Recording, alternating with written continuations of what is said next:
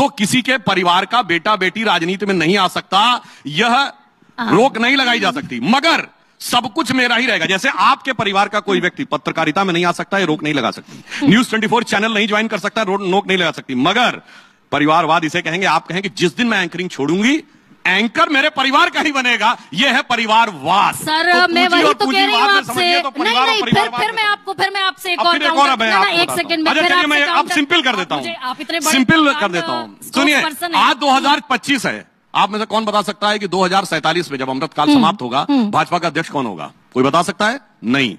मगर कांग्रेस में दावे से कह सकते हैं कि जो भी होगा सूत्र का। नमस्कार दोस्तों, वीडियो को थोड़ा सा आगे बढ़ाकर आप सीधे वीडियो के मेन भाग पर पहुंच सकते हैं। इस वीडियो में मेरा रिएक्शन रहेगा। मैं मिलता हूं वीडियो के लास्ट में। प्लीज चैनल को सब्सक्राइब करेगा, वीडियो को लाइक करेगा, कमेंट में अपने सुझाव जरूर दीजिएगा। जय हिंद। सांसदों के एक दल ने वो नल का घोटाला, पानी का घोटाला, शारदा घोटाला, ये हिमंता शर्मा बिश्वा के लिए तो बीजेपी ने बुकलेट जारी की थी कि भ्रष्टाचारी हैं खुले तौर पर। उन्हें आपने मुख्यमंत्री बना दिया आसाम का। तेरा तो गेम बजाना पड़ेगा। यह भी बड़ा मजेदार प्रश्न है। हमने आरोप लगाए थे, हमने आरोप वापस नहीं लिए हैं। किसी भी नेता से केस विड्रॉ नहीं किया है पार्टी ने। मगर मजे की बात है, जिन आरोपों पे उन सरकारों ने ऐलानिया कहा कि ऐसा कुछ हुआ ही नहीं था, वो आज कहते हैं ऐसा हुआ था। तो पहली बार कहलवा दीजिए कांग्रेस से। एक मिनट, पूरी बात सुनिए ना। हमने तो आरोप लगाया था, वो सरकार में सुनिए तो आप मेरी पूरी बात तो सुनिए। अरे सुनिए तो, जो अपोजिशन में है वो तो अनुमान पे बोल रहा है और हम कायम हैं अपनी बात पे। जो सरकार में वो कह रहा है ऐसा हुआ नहीं। पहले कहलवाइए उनसे कि उनकी सरकार में भ्रष्टाचार हुआ था। पहले कहलवाइए महाराष्ट्र में कि भ्रष्टाचार हुआ था। पहले कहिए कि करोड़ों का घोटाला हुआ था। सही पकड़े हैं। पहले आप कहिए कि प्रफुल्ल पटेल के खिलाफ घोटाला। कांग्रेस ने कहा ऐसा कोई घोटाला नहीं हुआ था। आज कह रहे हैं अपनी सरकार को, अरे हुआ था, बहुत जबरदस्त हुआ था, हमारी सरकार घनघोर भ्रष्ट थी। अपने को आरोप देते ऐसे गजब के लोग हैं, ऐसा नजर नहीं आई। जैसे उदाहरण के लिए अभी वो हिंडनबर्ग जिसकी दुकान बंद हो गई, उसने आरोप किन सरकारों पे लगाया था? तमिलनाडु, आंध्रा, तेलंगाना, छत्तीसगढ़, उड़ीसा। और राहुल गांधी कह रहे पैसा दिया गया, पैसा दिया गया। भाई अपनी सरकारों को खुलेआम कह रहे पैसा दिया गया। सुनिए, हेमंता बिश्वा शर्मा हमारी पार्टी में आने के बाद भी एक बार उनकी सीबीआई के आगे पेशी हो चुकी है कलकत्ता में। 2015 अब सुनिए मेरी पूरी बात तो सुनिए। हमने आरोप लगाया था, स्टैंड चेंज नहीं किया है। उनका स्टैंड ये था कि ऐसा कुछ नहीं हुआ, आज कह रहे हुआ है। स्टैंड उन्होंने चेंज किया तो जवाब उन्हें देना चाहिए। हाँ, यानी कि सर जो हिमंता बिश्वा शर्मा। अरे भाई मेरी बात आप पूरी बात सुनिए। एक कह रहा है कि ऐसा कुछ नहीं हुआ, आज कह रहा हुआ। स्टैंड तो उसने चेंज किया ना। हमने कहा आरोप है, हम आरोप पे कायम है। तो जिसने स्टैंड चेंज किया उससे पूछिए ना। यानी कि सुधांशु जी, जो हिमंता बिश्वा शर्मा के खिलाफ आपने बुकलेट जारी की थी, वो आरोप बेजा गलत नहीं थे, निराधार नहीं थे। हमने उन आरोपों को विड्रॉ नहीं किया, ठीक है। बट उन्होंने कहा ऐसा कुछ नहीं हुआ था। वो ये कह चुके हैं कि ऐसा कोई आरोप नहीं था, ये सब निराधार था। एक बार कहलवा दीजिए शारदा घोटाला हुआ था, कहलवा तो दीजिए, तब हमसे पूछिए। ठीक है। क्या बात है सर, क्या बात है सर, क्या बात, ये बात है। ये तो बड़ी मजेदार बात है। हम कहेंगे कि शारदा घोटाला तो हुआ ही नहीं था, और जब नहीं हुआ था तो पहले तय कर लो मेरे भाई, हुआ था कि नहीं हुआ था, भ्रष्टाचार किया था या नहीं किया था। पर जानते क्या होता है, हुआ नहीं हुआ, किया नहीं किया में ऐसे फंसे हुए हैं दो पाटों के बीच में कि चलती चक्की देख के दिया कबीरा रोए, और दो पाटन के बीच में साबुत बचा न कोई। इसलिए ना आसाम में साबुत बचे, ना महाराष्ट्र में साबुत बचे। बात तो सही है। मगर आज गुलामी की मानसिकता ऐसे दिमाग में भरी हुई है कि अभी भी सोशल मीडिया पे 10 लोग कूद पड़ेंगे, नहीं हमारे अच्छा नहीं था, कुछ भी अच्छा नहीं था, कैसे कह दिया, हम तो बड़े खराब थे, बड़े अनसाइंटिफिक थे, बड़े बैकवर्ड थे।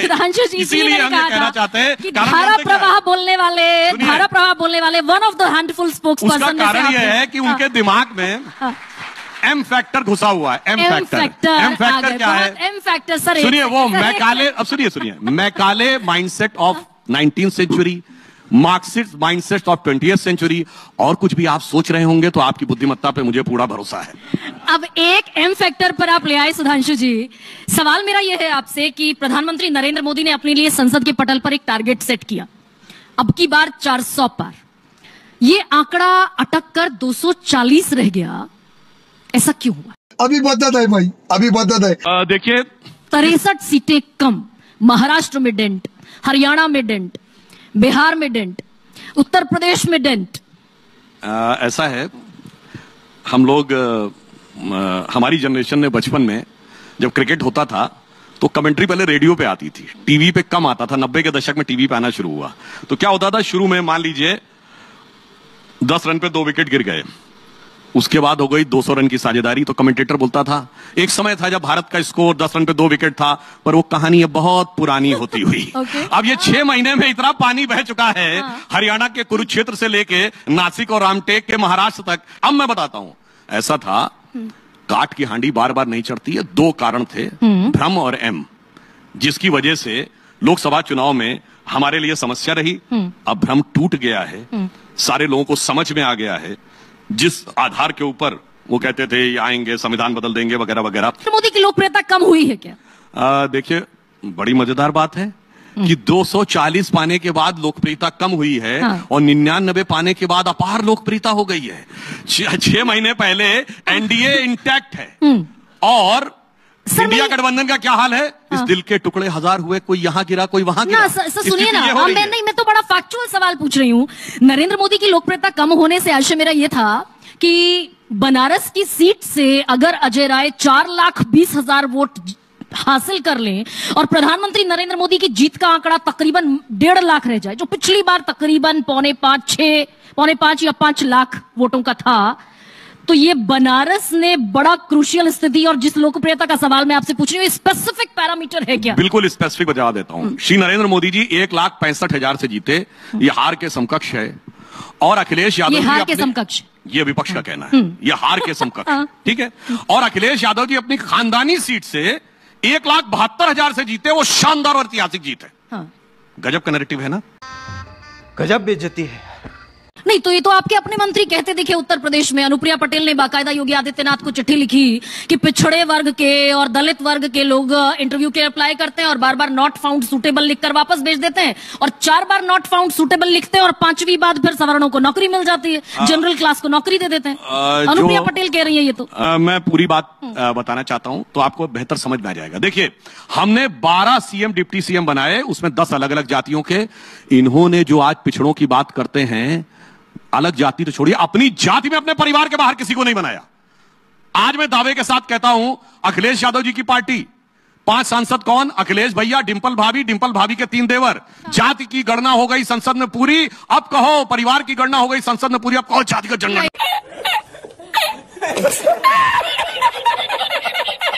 सत्ता देने की बात आएगी तो मुलायम सिंह जी, फिर उनके भाई शिवपाल, फिर उनके भाई रामगोपाल जी, फिर बेटे अखिलेश जी, फिर बहू डिंपल जी, फिर भतीजे धर्मेंद्र जी, इत्यादि इत्यादि आगे बढ़ते चले जाएंगे। लालू प्रसाद यादव जी, पहले मैं, फिर मेरे साले साधु यादव जी, फिर उनकी पत्नी, फिर बेटा, फिर दूसरा बेटा, फिर बेटी, फिर दूसरी बेटी। कह दो भाई परिवार की गणना हो गई पूरी, अब कहो जाति का जनगणना है बहुत जरूरी है। और आगे सुनिए, ये सारे परिवारवादी जयंत चौधरी, अजीत चौधरी से सर सुनिए। नहीं, ये बात तो सुनिए ना, जो गणना की बात कर रहे हैं। अरे पूरी बात तो सुनिए ना। अरे सुनिए तो, राहुल गांधी, राहुल भैया लोकसभा में, माता सोनिया राज्यसभा में, अब बहन प्रियंका लोकसभा में, पूरा परिवार आ गया। और सारे परिवारवादी जो आपके साथ हैं, सुधांशु जी, सारे परिवारवादी आपने इकट्ठे कर लिए। अब देखिए, इतना आप समझदारी से बात करें। पूंजी और पूंजीवाद में अंतर नहीं पता।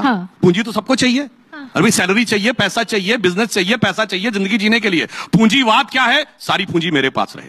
तो किसी के परिवार का बेटा बेटी राजनीति में नहीं आ सकता, यह रोक नहीं लगाई जा सकती, मगर सब कुछ मेरा ही रहेगा। जैसे आपके परिवार का कोई व्यक्ति पत्रकारिता में नहीं आ सकता, ये रोक नहीं लगा सकती। न्यूज 24 चैनल नहीं ज्वाइन कर सकता, रोक नहीं लगा सकती। तो दोस्तों, ये वीडियो यहाँ पर होता है खत्म। आपको ये वीडियो कैसा लगा प्लीज कमेंट में अपनी राय दीजिएगा, चैनल को सब्सक्राइब करेगा। मैं मिलता हूँ अगले एक और नए वीडियो के साथ। जय हिंद।